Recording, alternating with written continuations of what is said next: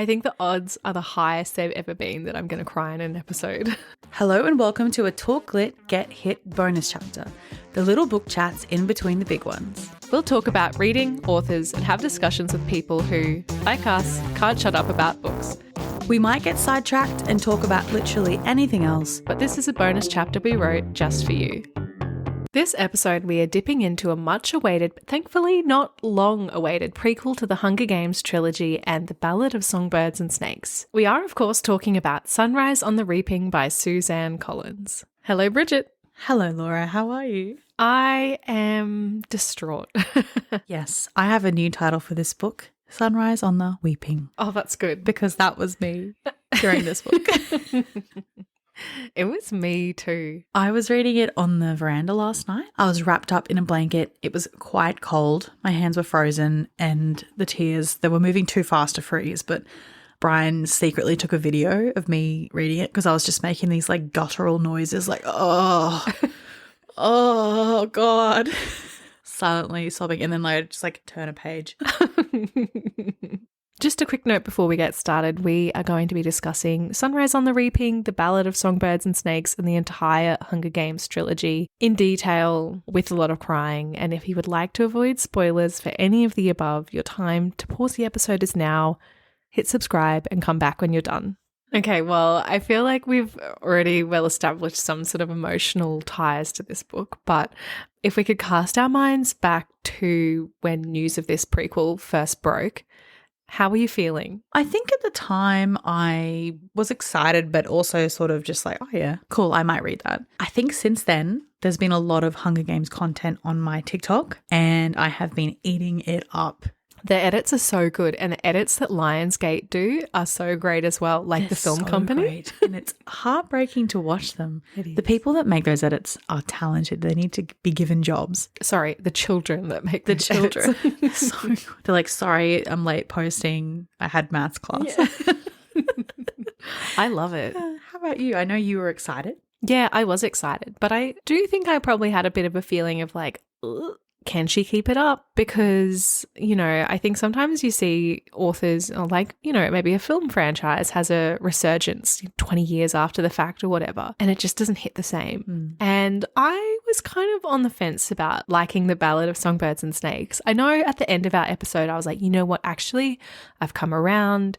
It's good, it's smart, I love this character, blah, blah, blah. And I loved how it furthered the lore of the Hunger Games. But I think my knee-jerk reaction after I read it was kind of like, oh, it was all right. I don't think I told you this, but I did finally watch the movie a couple of weeks ago. And I have to say, and I hate to say, I didn't really like it. Oh, that's a shame. I felt like it was very long. It was. I think it might have been a little bit too long. I mean, it had the same pacing as the book, but I think the book was better for the fact that you're inside Snow's head. Yes, I think that is what is missing.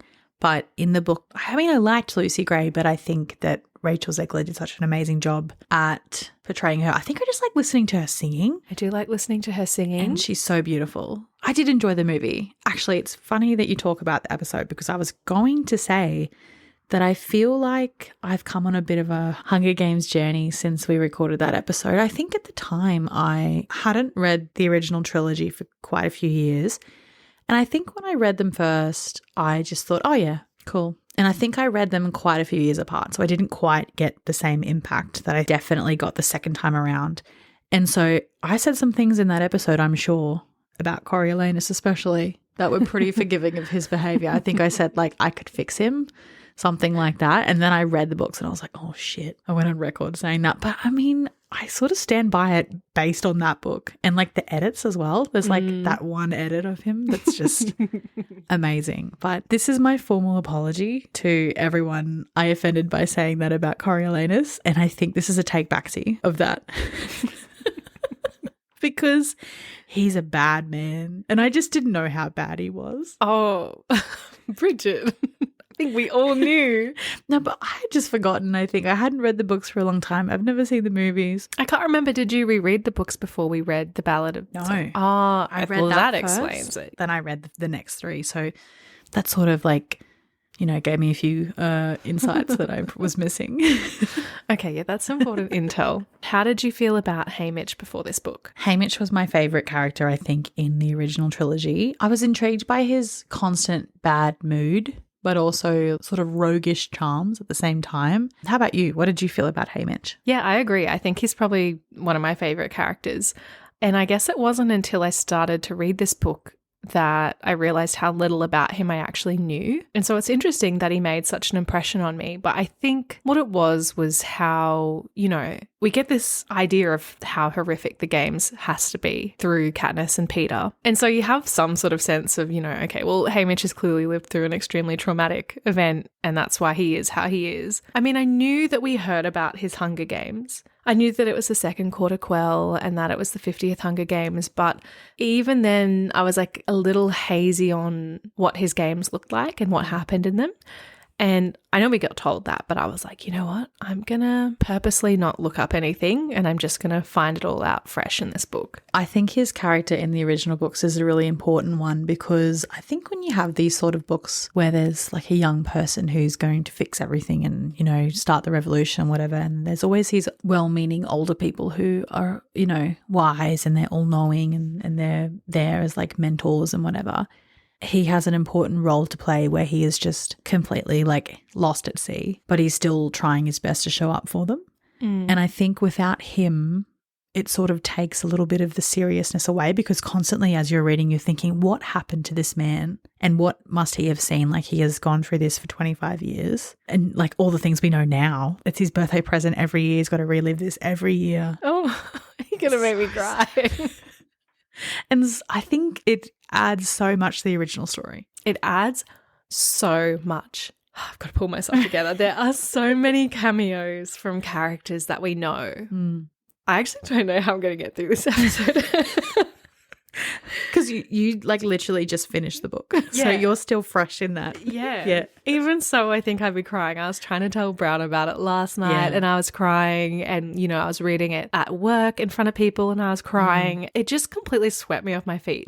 But all that to say, there are so many characters from the original trilogy that we get to find out more about in this games and find out all of the connections that they have to one another and the connections that they have to Haymitch that weren't written in the Hunger Games. And it just makes the story so much more rich and so much more heartbreaking. I've been seeing a lot of people on TikTok say that this is like fan service or it was unnecessary, and I completely disagree. I think that this book added so much richness, and I think that when we have a prequel like this, then of course we're going to be reading about characters that we already know. Otherwise, what's the point of reading a prequel? Because it's not going to add anything. It might as well just be like a new series or a new story or something. Like using Wyrus and Beatty and Mags, for example, their contribution in this book and how Haymitch feels about them in this book makes so much sense. And how he says at the end that Katniss is just like him. And it like makes so much sense why she would immediately gravitate towards these people when she goes in for the third Quarter Quell. And it just I'm sorry, I'm crying again. Oh, God. But it is so sad. I think with a lot of YA books in particular, they sort of shy away from the absolute atrocities that are committed in war and by people in power and all of these things. But in this book, you see a 12-year-old boy who has his flesh ripped off him by squirrels. That was horrific. Filmed for his father, who was made to watch. Absolutely horrific. That's why it's so important, I think, because it's not afraid to show those things. Because even though the idea of mutts and whatever is, like science fiction or whatever, things that are horrific happen every day around the world. And it's all too easy for people to just live their lives and not think about it. It's also an important story to tell because Katniss succeeded in the 75th year, but Haymitch didn't.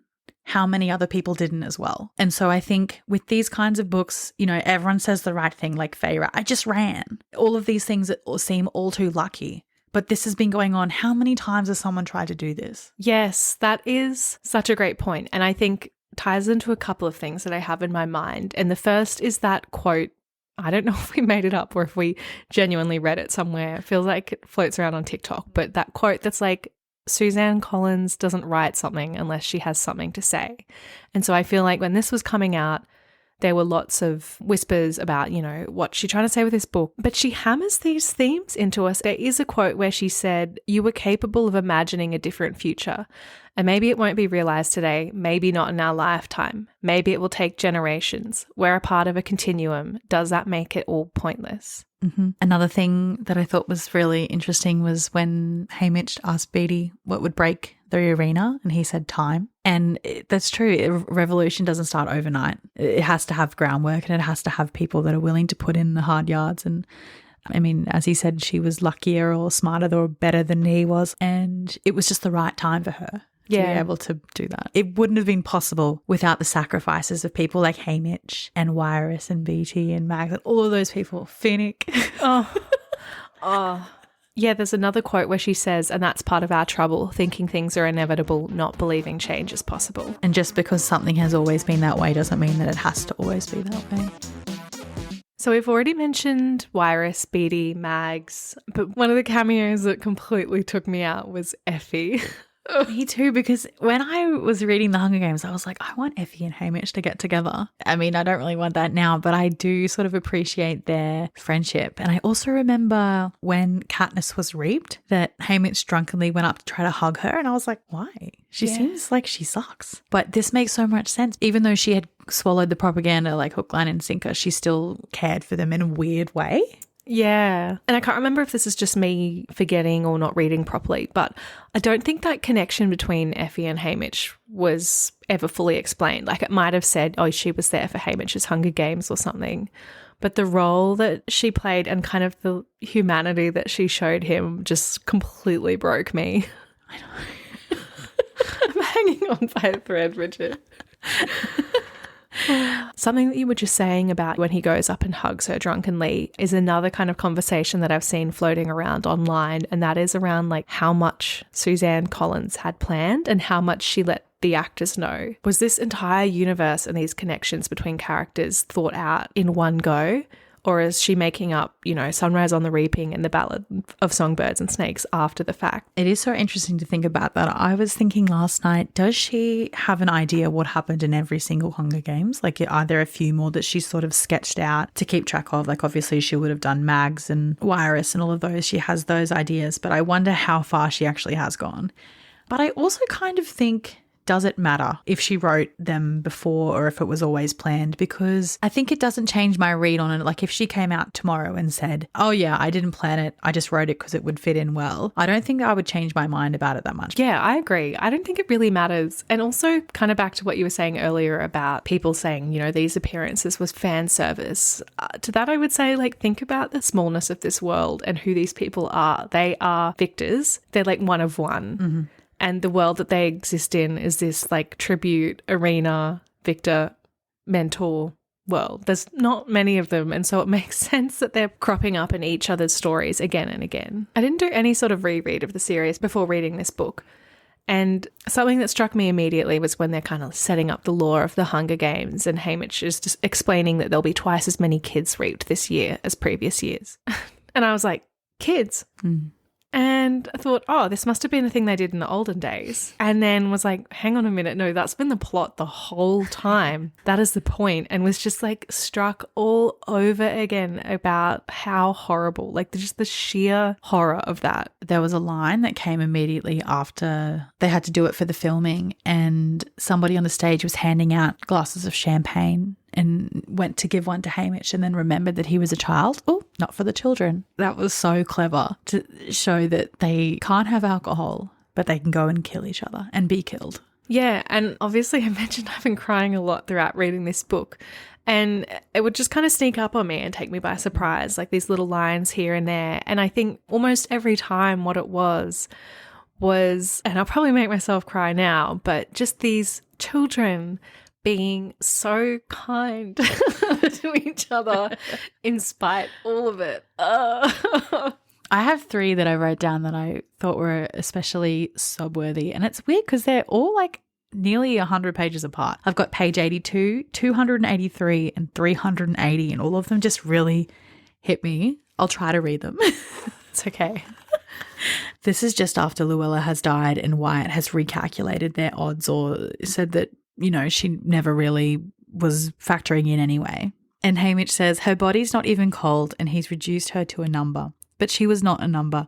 She was a little girl I met on the day she was born when Mr. McCoy, his face alight with joy, held her up at the window for all us kids to see. A terrible dark grief begins to well up inside me, threatening to drown me, but I force it back down. Swallow the sadness, clamp a lid on it, dam it up. They will not use my tears for their entertainment. And I think we didn't really get that feeling in The Ballad of Songbirds and Snakes because obviously it's a book from Coriolanus' perspective, but even Lucy Gray, like she wasn't really in the District 12 community as much as she was in the Covey.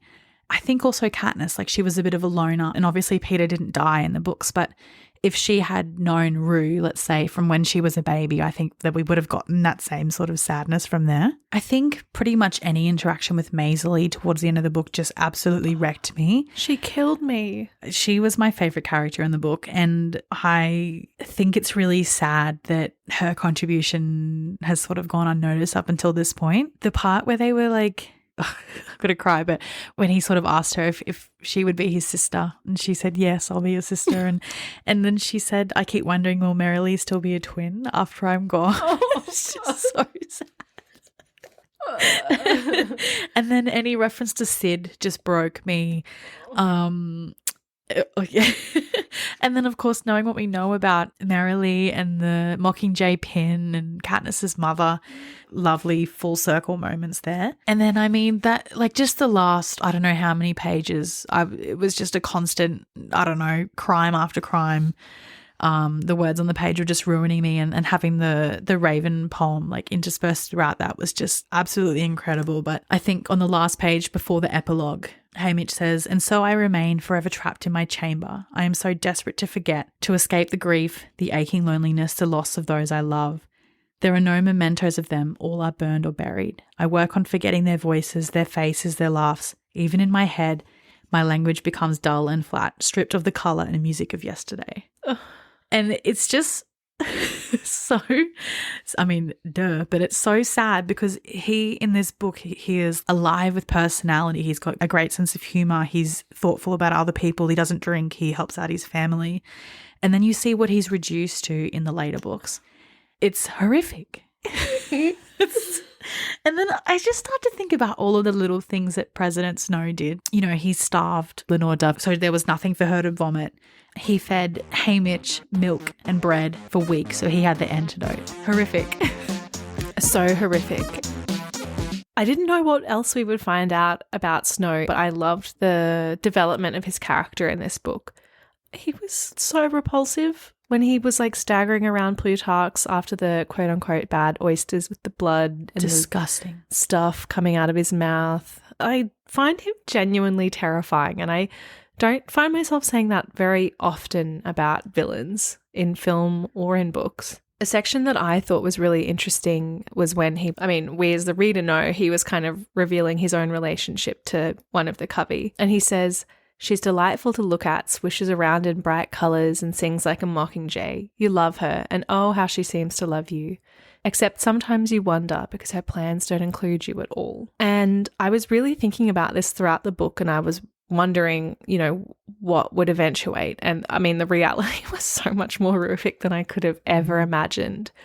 But I was kind of thinking like, oh, maybe she will go off on her own. I mean, that in itself would have been so interesting because that idea of losing Lucy Gray or not being able to control Lucy Gray is what sent Coriolanus into that spiral in the first place. And I think it would have been interesting to see the difference between he and Haymitch, you know, the difference in them as a man or whatever it may be. And then ultimately he does lose Lenore Dove in the most awful way possible. And he's still not reduced to snow, you know, like he's reduced to nothing, but he's still a good person. Mm-hmm. The ending did take me by surprise, which is funny because throughout the whole book, I was waiting for her to be brought into the arena and the gumdrops didn't even cross my mind until he noticed that she was poisoned. Poison is his weapon of choice. We have been told that time and time again. We saw with the oysters, we saw everything in the arena.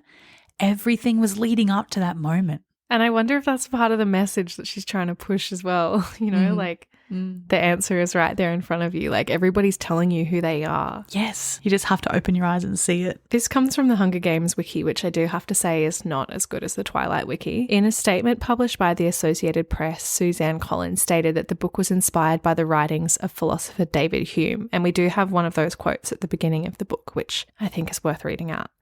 Sunrise on the Reaping was particularly inspired by David Hume's idea of implicit submission. In his words, the easiness with which many are governed by the few. The quote at the start of the book is, "Nothing appears more surprising to those who consider human affairs with a philosophical eye than the easiness with which the many are governed by the few, and the implicit submission with which men resign their own sentiments and passion to those of their rulers. When we inquire by what means this wonder is effected, we shall find that, as force is always on the side of the governed, the governors have nothing to support them but opinion. It is therefore on opinion only that government is founded, and this maxim extends to the most despotic and most military governments, as well as to the most free and most popular." And then actually there is one other quote from David Hume at the start of the book that is essentially what Haymitch and Lenora are talking about. And it says that the sun will not rise tomorrow is no less intelligible a proposition and implies no more contradiction than the affirmation that it will rise. In the acknowledgements, Suzanne also mentions David Hume, and she says that I wish my dad was here to see that our discussions on David Hume inspired Sunrise on the Reaping.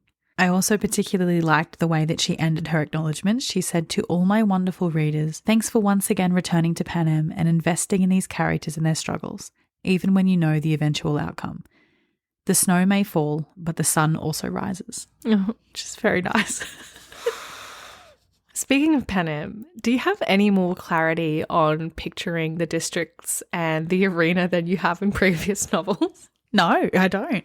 I saw a TikTok about this the other day, and it was someone showing the actual map of Panem, and then you swipe to see what they thought. And what they thought was like similar to what I was thinking. So what I was thinking is that all of the districts are in a line starting with the capital and ending at 12. And that's why the train journey takes so freaking long, because they've got to go all the way down all of the districts and pick up all of the tributes. But I still don't really get it. I mean, I know it's like loosely the United States, but I don't know. I know. I'm laughing because that's exactly how I pictured it too. And like each district is just like a perfect circle or something. And then the games is no bigger than like a couple of football fields chucked together, but there's also mountains. Yes, and I still don't quite understand how the arena works and like where it is. Maybe if I watch the movie, it might give me more of a thing, but I mean, I don't know. I've seen a lot of edits and it just looks like they're in a tube and they go up into the arena and then they're there. I don't really get it. I mean, I guess you don't really get to see the connection between the tubes and like where the arena is. Or maybe you do and I just forgot. But I mean, the movies are helpful visually, but not in terms of mapping, you know, no cartographical benefits there, if that's a word. Another thing that I realised, I mean, apart from being Haymitch's birthday, I realised it's obviously 4th of July, like Independence Day. Oh, I did not realise that. Which is bleak. That is bleak. And I wondered if, again, she was always planning for that to be Haymitch's birthday. I can't remember if it was in the Hunger Games or if she was like, oh, this is another layer of bleakness I can add.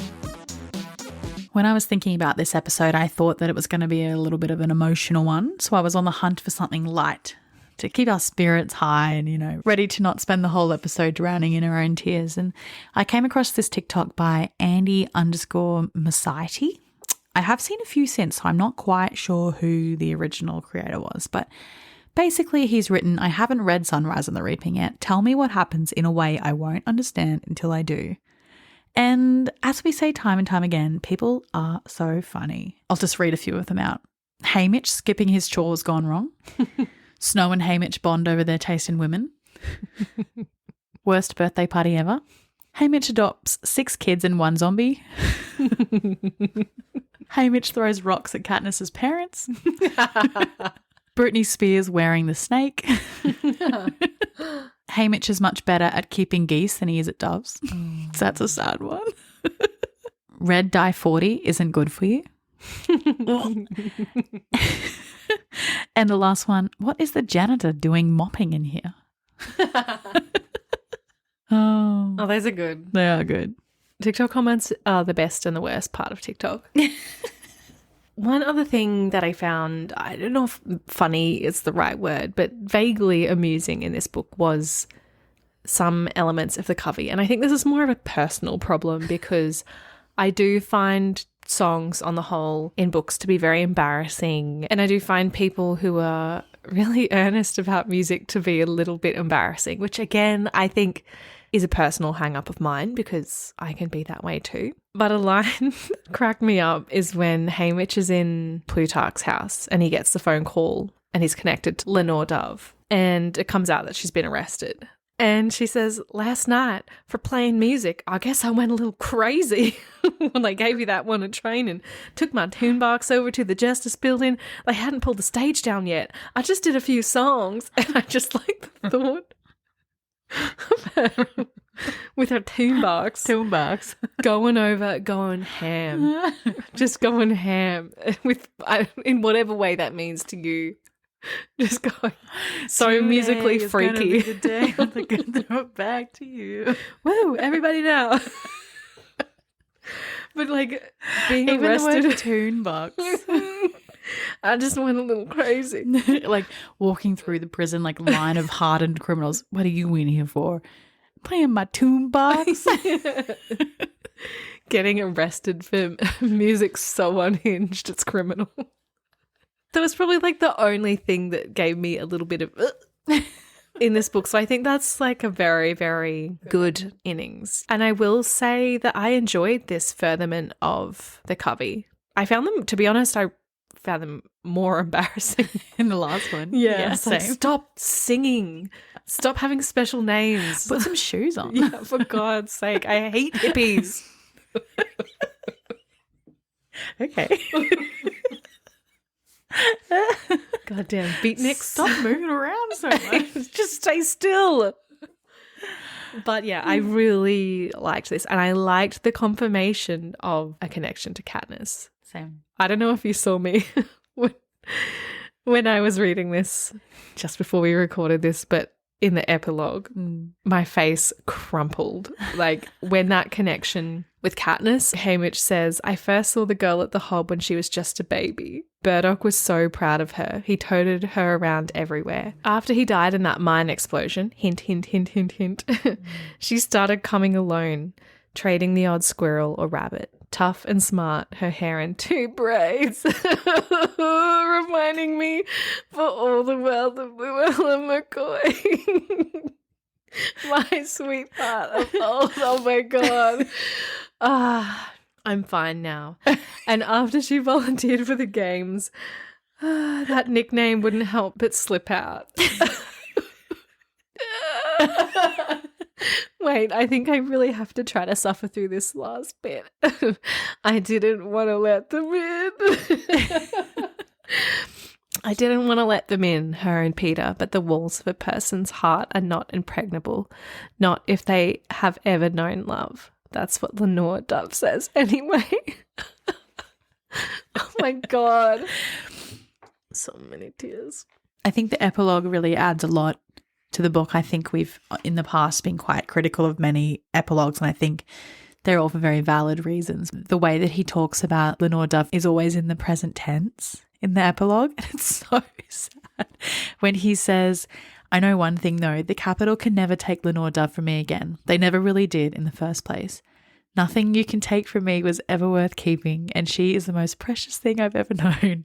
When I tell her that, she always says, I love you like all fire, and I reply, I love you like all fire too. I hope you guys have enjoyed 30 minutes of us crying. Oh my God. Oh God, it's just, it gave me so much. Yeah. It was so good. I don't know where she could go from here. Like, do you think she will write another book? I want something about Plutarch because I think so much was hinted at in this one. I think after this I might read the series again just to see what else I can glean from that story because he was really interesting to me. I think I might also read Ballad of Songbirds and Snakes again because I don't really remember much about, you know, his Hilaria Heavensby. Yeah, the stylist people, they were sort of alluding to their relatives and people, and I would like to know a little bit more because I just can't quite remember. Side note, I loved the snake frog guy. Same. He was insane. In the audiobook, he had a really great accent. I can't really remember what it was, but it was just like, where's my stylist? Where's my tributes? And walking in with his snake in his jeans. That's such a good idea about Plutarch. I really didn't know because I actually, like, even at the start of this book when we were going through the sort of like, yep, that's me at the reaping of the Hunger Games kind of thing, I was like, this kind of feels a little bit like, I don't know, every Spider-Man movie ever where we get the like, oh, and then I was bitten by a spider and whoa, what are these new powers kind of thing? And I was like, oh man. I don't think I would be that interested in reading, for example, Finnick's Hunger Games or something like that. I had the same thought. I thought immediately went to Finnick because I think a lot of people do, but I don't want that either. I want something from the other side. I don't think I really care for a Covey-specific story, but I would like to know a little bit more about them. Like what happened in between Lucy Greybeard to Haymitch was quite a big jump. And I don't think they're really mentioned whatsoever by the time Katniss rolls around, apart from the fact that they're her distant relatives. And I know, like, bloodlines die out and, like, you know, the songs. I guess I liked that. Like, it's evident that District 12 has been so stomped down that these songs have become, like, folklore. Like, they're banned. Nobody talks about these people anymore. I'd be intrigued if that was addressed in some further story. I don't think I want a story about the Covey, like, pre all of this. I don't want them, like, you know, ragtag bunch of kids traveling around singing their songs. And I don't think I ever want a story about how we got here in the first place. Like, no. Yeah, no, neither. What does it change? I've kind of cried myself into a corner and I don't really know what else to say, but I did find some funny reviews on Goodreads that I think could sum things up nicely. It's from Eden Jonas. I genuinely cannot do this. I seriously cannot do this. Please, someone spare me from this pain. I know too much. I think that's a perfect summary of the book, and it's a perfect summary of the episode, and it's a perfect way to end the episode.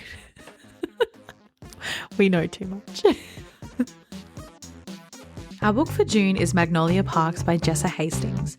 Have your say on what we read next by keeping an eye on the link in our show notes and on our socials. Make sure you subscribe to the show, and if you want to be on the same page as us, follow us at talklit.gethit on Instagram and TikTok.